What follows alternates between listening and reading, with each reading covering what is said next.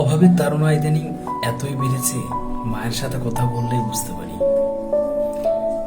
মাই সচরাচর কল দিয়ে থাকে, বাবা ইদানিং বাসায় কল দাও না যে। কি হয়েছে তোমার? তেমন কিছু না মা, জীবনের সূত্র কিছুতেই বুঝতে পারছি না। মাগো, আগে অসুস্থ হইলে তোমার আদর যত্ন সেবায় সুস্থ হয়ে যেতাম খুব তাড়াতাড়ি।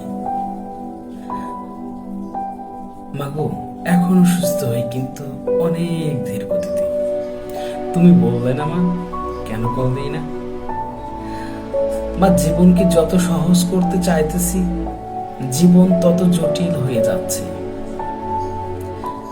মা, ইদানিং বুঝতে পারি, জানো, তোমার আঁচলের নিচে জীবন অনেক সহজ ছিল মা। এখন বুঝতে পারছি মা, তুমি জানো, এতদিন হয়ে গেল কিন্তু প্রফুল্ল হাসি নিয়ে তোমাদের কল দিতে পারি না। কেন জানি অপরাধী অপরাধী মনে হয়।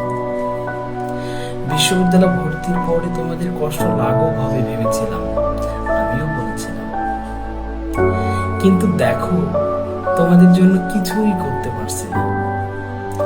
মা, কান্না আসলে এসব কি বলো তুমি বাবা?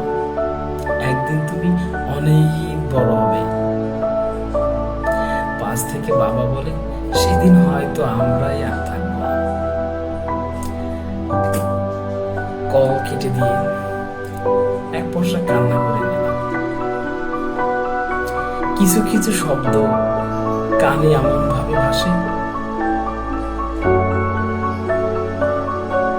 ওদিকে মা হয়তো কান্না করতেছে, আম্মা বারবার কল দিচ্ছে। আমার কান্না ততই বেড়ে যাচ্ছে। বাবা হয়তো পাশ থেকে বলছে, তুমি আর কল দিও না। আমার আব্বা হয় কান্না করতেছে, কাঁদুক, মন হালকা